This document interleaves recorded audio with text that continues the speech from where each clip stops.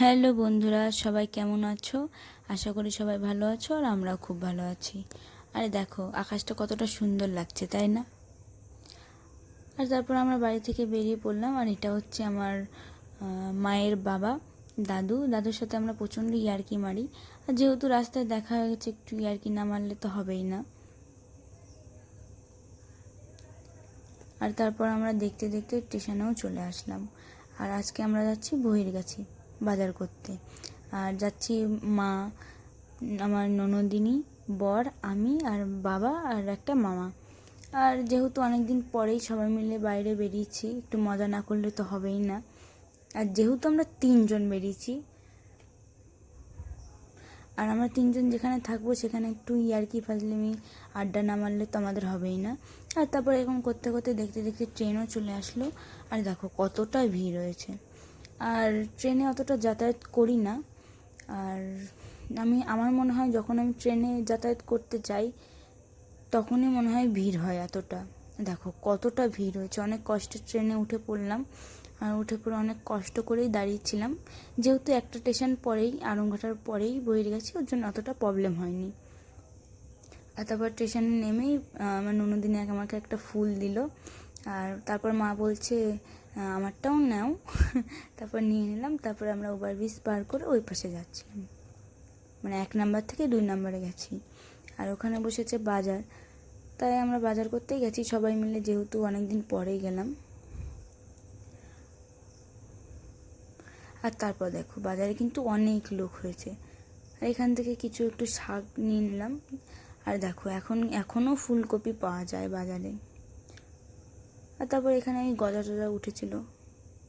আর তারপরে বাজার করতে করতে দেখি যে প্রচণ্ড ঝড় উঠে গেছে। আর মনে হচ্ছিলো বৃষ্টি হবে, তারপরে দেখলাম না, সত্যিই বৃষ্টি হয়েছে। আমরা ততক্ষণে বৃষ্টি যখন হচ্ছিল তখন আমরা একটা দোকানে দাঁড়িয়েছিলাম। আর দেখো যেমন বৃষ্টি হচ্ছে তেমন ঝড় হচ্ছে। তারপর তো সবাই মিলে এক জায়গায় দাঁড়িয়েছিলাম একটা দোকানের ভিতর। তারপর একটু বৃষ্টি কমেছিল, যেহেতু তাও একটু একটু পড়ছিল, ওর জন্য আমরা বাইরে বেরোনি। আর তারপর কারেন্টটাও চলে গেল। আর দেখো সব দোকানে কিন্তু লোক বোঝায়, কারণ এখানেই দাঁড়ানো ছাড়া আর কোথাও দাঁড়ানোর জায়গা নেই, যেহেতু বৃষ্টি হচ্ছে প্রচণ্ড। আর সবার কাছে যেহেতু ছাতাও নেই। আর দেখো আমাদের দুজনের অবস্থা। তারপর আমরা স্টেশনে চলে আসলাম। আর একটু গলাটা শুকিয়ে গেছিলো। তারপর বড়মশাইকে বলছিলাম জল খাবো, তা বলছে না 7 আপ নিয়ে আসি। মানে ঠিক আছে চলো। 7 আপ খাওয়া হয়ে গেছে, একটা বোতল ফাঁকা করে দিয়েছি। আর তারপরে আমার ননদিনীর অবস্থাটা দেখো, হাতে চটি আর কি বলবো। তারপর দেখো এই কয়জন আমরা সবাই মিলে হচ্ছে বাজারে গেছিলাম। আর সবাই যেহেতু অনেকদিন পর এক জায়গায় হয়েছে, তারপর একটু গল্প করছিলাম। আর তারপর গল্প করতে করতে আমাদের ট্রেনটাও ঢুকে গেল।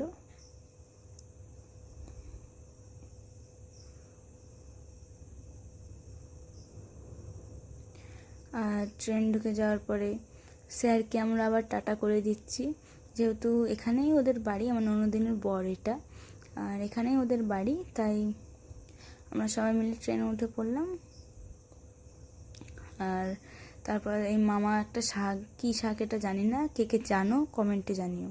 আর দেখো তারপরে এই মায়ের মন্দির আমাদের আড়ংঘাটা স্টেশনে, কতটা সুন্দর লাগছে তাই না? আর তারপর ট্রেন থেকে নেমে গেলাম, ট্রেনটা ছেড়েও দিল।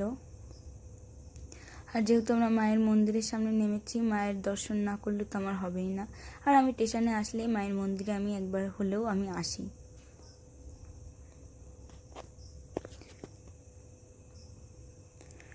আর তারপর এটা হচ্ছে আমার মা আর আমার বাবা। আর তারপর আমরা বেরিয়ে পড়লাম বাড়ির উদ্দেশ্যে, যেহেতু বৃষ্টি হচ্ছে, অনেকটা কাদা রাস্তায়। তারপর তাড়াতাড়ি যাওয়ার জন্য আমরা যেখান দিয়ে এসেছি ওখান দিয়েই যাচ্ছি, যেহেতু তাড়াতাড়ি হয়ে যাবে ওখানে গেলে। আর তারপর বাড়ি এসে দেখি ঝড় হয়েছে যেহেতু, তাই জন্য অনেক আম পড়ে গেছে গাছ থেকে। আর তারপর দেখো আমরা বাড়িও চলে এসেছি। তো চলো ভিডিওটা